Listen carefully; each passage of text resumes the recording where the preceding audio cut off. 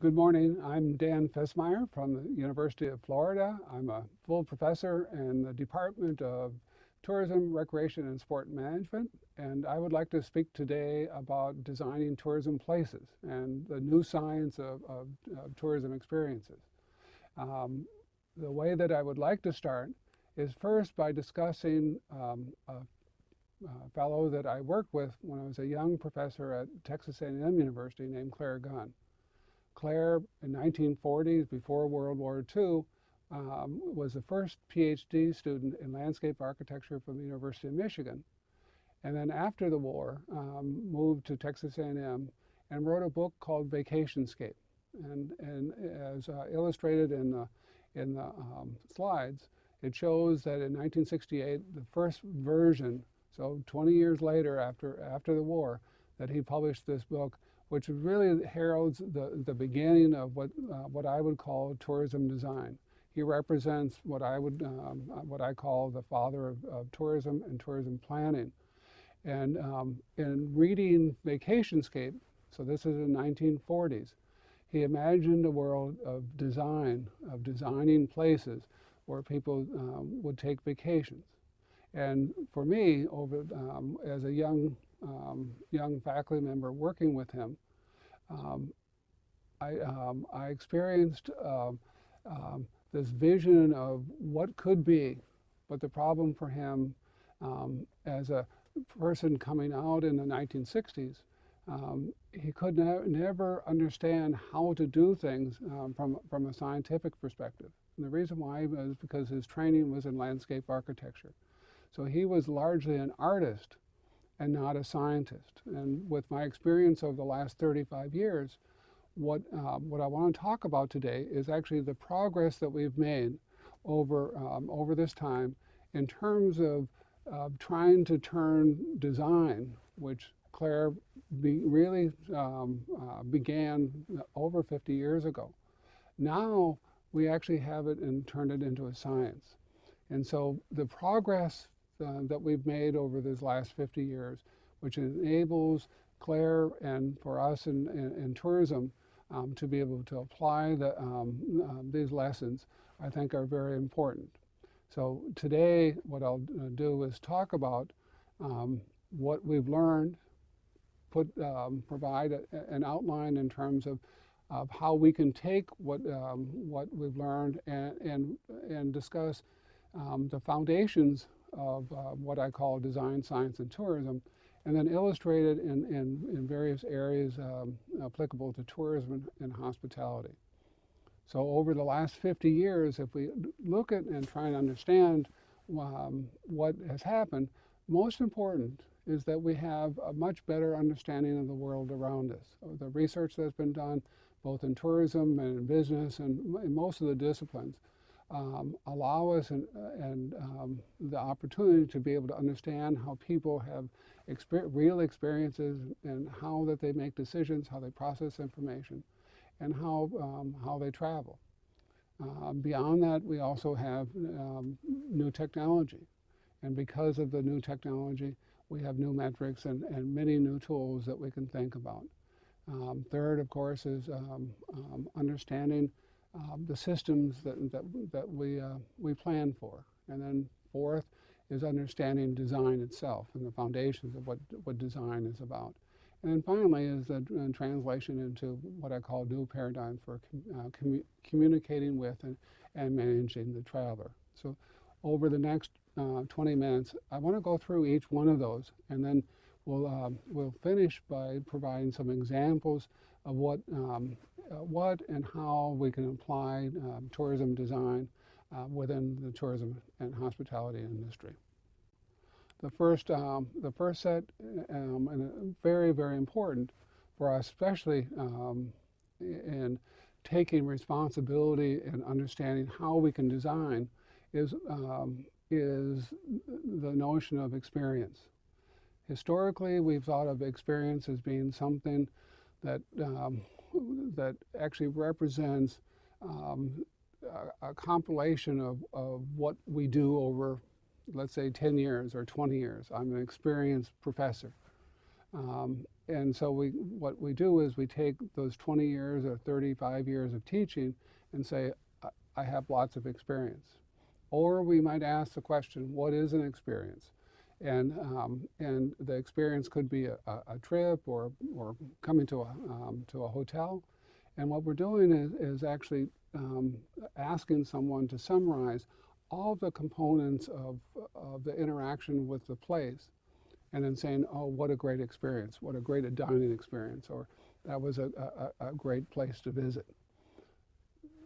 Importantly, over the last 50 years, we've learned that experience is really comprised of a number of different components, the way when we actually assess and describe experience. One component is how we sense things, and sensory means through the 5 senses: how we see it, how we touch it, how we smell, and how we hear things, and how we put them together in terms of meaning. So sensory is the foundations of how we see things, but how we translate it into meaning is actually through other kinds of experiences, what we'll call cognitive experiences or social experiences. How we working with and being with other people, we interpret what the impressions are that we have.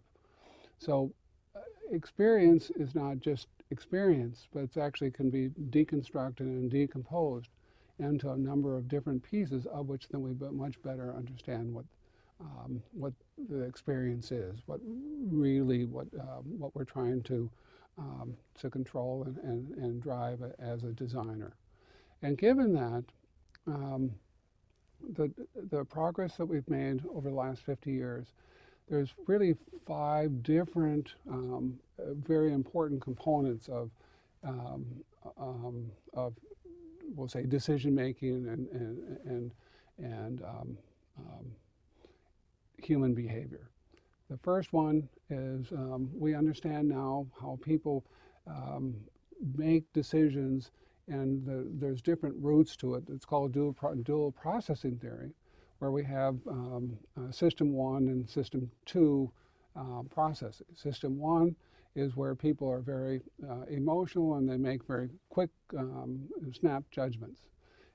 System 2 theory says that we actually process information in a very deliberate way, and over the long term, and then we come up and decide on we'll say the best outcome through active processing, both cognitively and emotionally. System 1 is very emotional and very quick.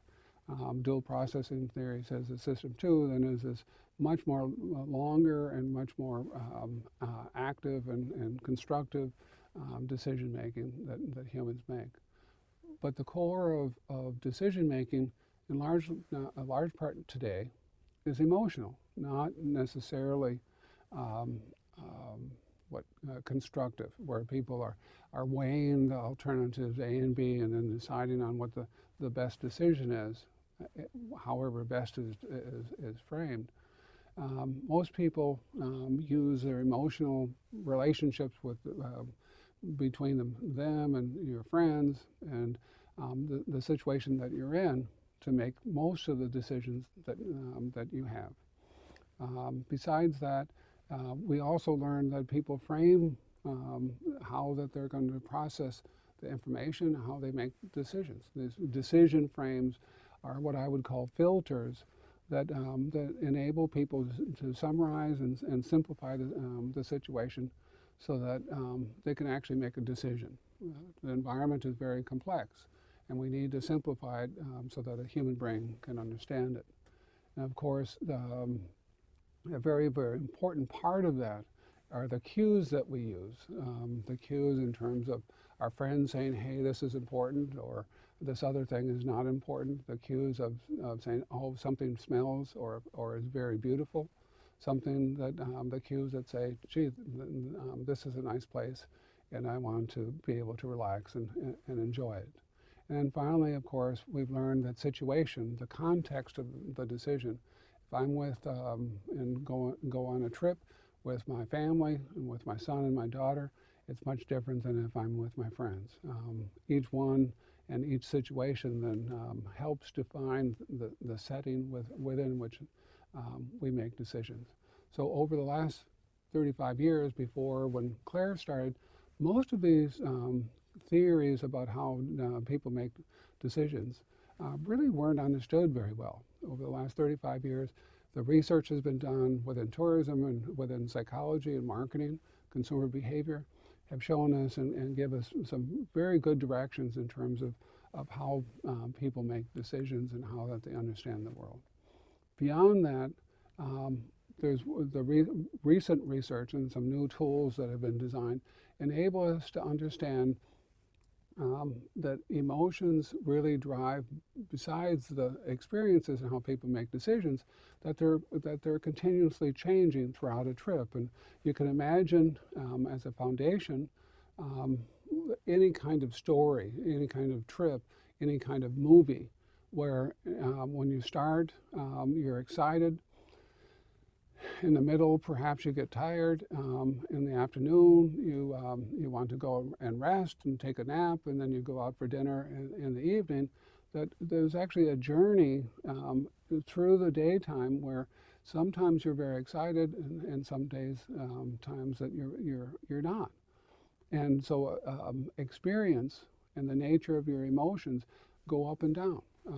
And the foundation for us, and a good way of understanding this would be a movie, where a movie like James Bond or The Lion King, where we start, we get very, very involved in what's happening. And then at the end of it, let's say, for example, The Lion King, we start crying a little bit, and it makes us so happy that, in fact, we have this next generation coming through. The example that I provide in the slide shows actually two people, Samantha and Kathy, two of my graduate students when I was at Temple University, taking a bus tour. There's a step-on, step-off bus tour. Kathy, as you can see in the red, and on the bottom, she was actually sitting inside the cab, whereas Sam was sitting up on top, and open to the stimulation of a beautiful spring day going through Philadelphia. So over the time that they went on this tour, which is a little bit over an hour, you can see that Kathy was excited in the beginning, but through most of the day or through the time, she actually was quite bored, and little bump ups here and there when she had the opportunity to hear and see some things. Whereas Sam, sitting up on top, of course, was very excited by all of the opportunity and all of the different stimuli that she was being exposed to. But then, after a while, indeed, she also became bored. So we can now understand that when we design places, when we design experiences, that in fact we need to think of it as a continuous process of change and emotions. So the importance about understanding the continuous nature of emotions, actually there's a new theory is called event theory, which argues that in fact that humans can't process emotions on a continuous basis, that they're actually discrete. They exist in discrete states, which are equivalent to, if you think about a movie or a play or theater, there's actually Act 1 and Scene 1. There's Act 1 and Scene 2, which are actually discrete parts of the whole experience or the story, if you will, that exists within a movie or a theater. Actually, it happens in sports. It happens in the way that we experience places. We move from one place to another place, and each one of them kind of discretely then are represented in a combined part of what I'd call emotions. So this event theory says that actually we can discretize, if you will, we can break down into little pieces a trip or a journey, all of the touch points that people have when they go through, and let's say they check into a hotel, stay at the hotel, go out for dinner, and do all of the things that, that comprise a visit to, let's say, for example, Hong Kong. So very, very important part of this progress over the last 35 years is to understand how we can take emotions, how we can measure them, and then how we can design around them, knowing that in fact that they're reasonably discretized, if you will, and understood as part of the staging process of what an experience is. With that, many studies have been done that around design, whether it's in landscape architecture, urban regional planning, many in arts and theater, they show that there's 5, let's say 6 different key design factors that we use. The theming of understanding how a story or an experience, a place, a hotel, or even a little bench within a park. The theme of that allows the traveler to be able to understand the context within which someone might experience that place. Themes set the foundation for stories. 90%, 95% of all knowledge is actually comprised in stories, not in data, in traditional numbers and systems like numbers and spreadsheets and things like that. Actually, most knowledge is actually stored in stories, in forms of relationships and discussing how things exist and why they occur. So stories are actually the framework within which how people experience either a meal or a place or an event, like in terms of event management and design. So the story itself is a key part of how we design and implement things. It relates to branding and a number of elements of marketing. Atmospherics, the elements of what are there, whether or not we have lighting, whether or not we have sound, the smells of places, all of the elements of the physical and social settings are huge cues in terms of understanding how we design things. So how we see a mall or how we see a building, how we walk into a 5-star restaurant or a 5-star hotel. The atmospherics give you the cues that say this is a place that you want to be or that you shouldn't be. The literature and the research over the last 50 years shows us that what we can do with that, the word is affordances, what we can actually do with the places or the things that we're using and we're designing is a very important aspect. And a really good example that we can all of us can understand is the iPhone. If we have a phone we can make a call. We can call someone, talk to our family.